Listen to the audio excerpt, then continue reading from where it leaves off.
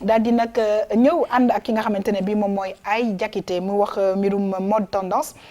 Voilà donc mode tendance bi nga xamante ne bii fii ak fële ak tuuti styliste ak voilà conseiller en image ñu daal di ànd ak moom ci sujet bi dellusiwaat ci sunu plateau spécial bi nga xamante ne bii dañ ko jagle les lions du basket sénégalais.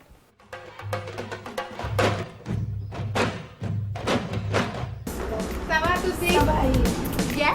Ravie de te voir. Très heureuse. Bien. tey ma ñëw seet si la. Avec plaisir. bu ñu waxtaan. D'accord. Asseyez-vous.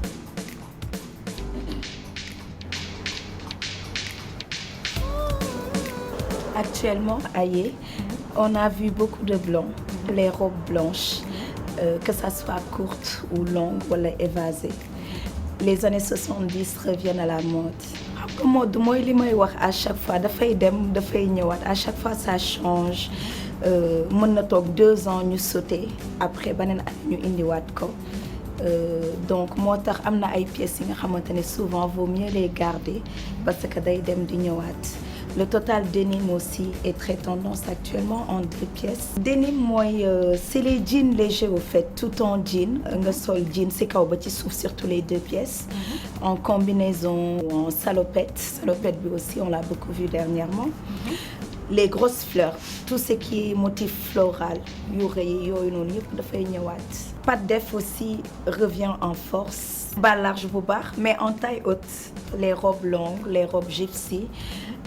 Gypsy mooy style bohème petit pois les matières fluides maxi dress yi daal en général mooy robe yu mag yi paysannes yi comme yu ñuy sol rek surtout Dakar dafa tàng. Moi par exemple là j'ai juste mis un petit haut parce qu'il fait chaud avec la chaleur qu'il fait bon sauf su fekkee dañu nekk ci bureau di liggéey wala dans un endroit climatisé wala ci sa oto mais man sol veste di génn di dox biir Dakar j'ai du mal. ñuy lancer tendance yi yu nit ñi di xool le plus souvent Victoria Beckham Kim Kardashian les gens la regardent beaucoup Kendall Jenner. Après, on regarde souvent sur les défilés des maisons haute couture comme Chanel, Dior.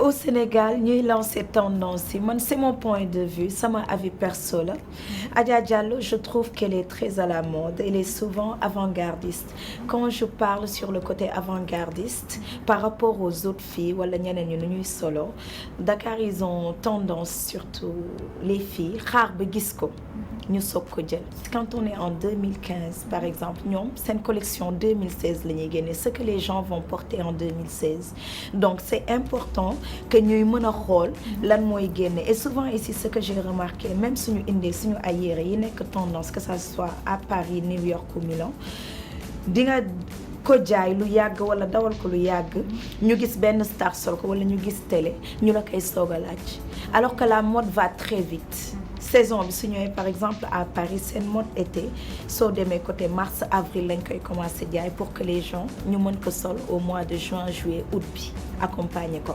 mais ñun suñu xaaree ba juillet wala août fekk été bi jeex c'est les vêtements hivernaux qui rentrent yére moo yére seddaay maanaam donc soo demee di jënd forcément doo am yére tàngaay style débardeur wala lu adapté ñun ak suñu climat. waaw gis nañ nag mode de tendance bi Ay Diakité gis naa fi ay pat def ak lan nañu wax. taille haute pantalon bas ak yeneen ay. voilà comme nu nga ko waxee tendance bi par blanc la. gis nañ ay couleurs genre vert jaune. aussi tamit comme nu nga ko waxee pat def ñëwaat na balage ñëwaat na mais day nekk taille haute. voilà te tendance bi c'est plus Paris Milan ak New York ñoom ñooy lancer tendance bi. tout à fait waaw mais capitale de la mode yi de toute façon ci dëkk yooyu la. donc mu nekk lu nga xamante ne bii war nañ ko mën a vraiment di xool bu baax a baax ay laata ñuy ñëw ci beneen sujet waaw noo gisee kii Astou noo gisee kii mode bi fi mu nekk nii. mode bi tendance bi blanc la. ak jean taille haute. waaw ñun moom ñi ko doon pare avant ñu doon ñëw parce que xam nga ñu basket bi buñ si paree xam nga foog ñu am si ñuy yëngu tuuti. à côté dëgg la comprendre naa léegi nag Astou xam naa ne tamit yow tamit tendance bi sans citer quand même de nom pour ne pas faire de publicité tendance xam naa ne dallu basket yi da nga ci war a yëngu bu baax. daal basket yi moom basket moom may boole moom. waaw man moom dama mais actuellement tendance bi lan la ban yan couleur la. blanc night et tout. mais vert. actuellement tendance def na ay Stan Smith la.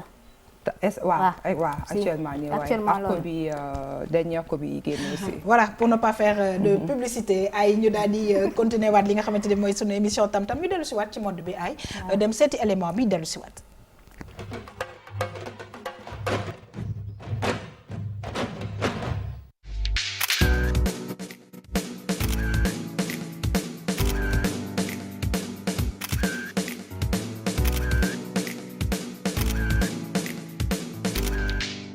Dakar seddul yenn sedd yi ñu war a mën a solee yenn pull yi y a les vestes légères yi nga xamante ni mën nañ ko sol comme style veste yu oyof yi imprimé floral quelque chose de frais am na les robes tout ce qui est tendance sportive les robes yi am New York ou benn design sportif total sportif yooyu yëpp dafa tendance mën nañ ko sol les robes chemises aussi sont très tendance et je trouve que c'est très joli parce que ñëpp mën nañ ko sol par exemple côté dalle les mocassins mules yi tamit mais en hiver on peut plus porter tout ce qui est derby les espadrilles aussi sont revenus à la mode mais c'est plus pour l'été que l'hiver au fait c'est fun.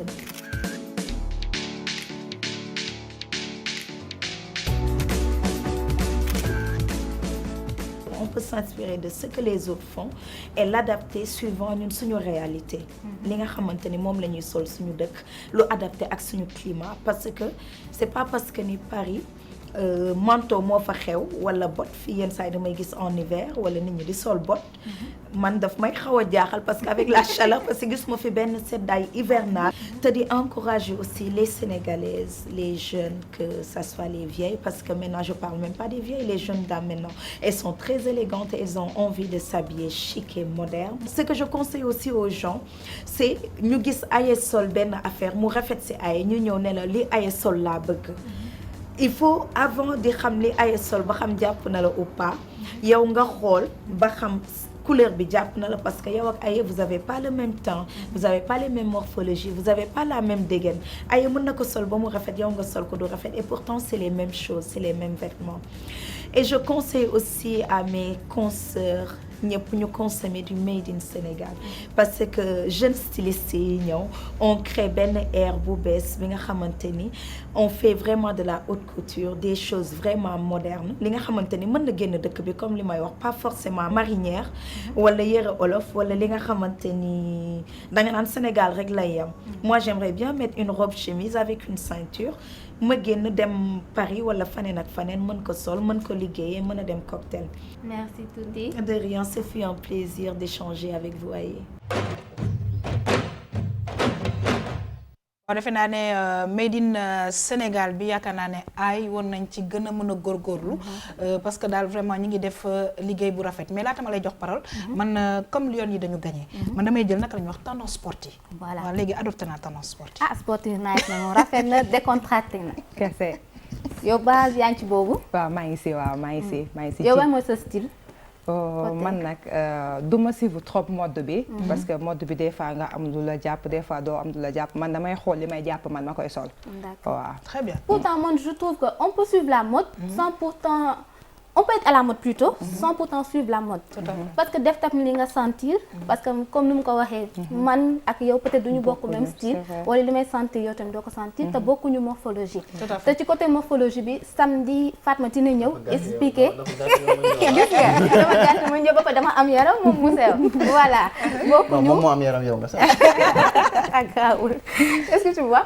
du genre samedi Fatma dina ñëw suñu fête de la beauté dina expliquer en fonction de sa morphologie yow yan yëre nga war a sol actuellement aussi tendance bi mooy s'habiller le casual chic casual chic mooy mën nga sol de telle façon que bu ñu la mën nga liggéey mais bu ñu la oowee soit pour dem dîner wala after work soxlawu ngay changer tu mets une veste et nga retoucher sa maquillage et voilà quoi naka la tudd ay affaire boobu nga wax noonu casual chic casual chic kon nag ñu nu adopté casual chic parce que léeg-léeg nga liggéey am ay kilifa yu la woo nga war a mën a gaaw rek dem ay ñu ngi lay remercier di la sant bu baax a baax ci li nga xamante ne bi moom nga ñu indil tey mbokk yi ñu wéyal li nga xam ne mooy sunu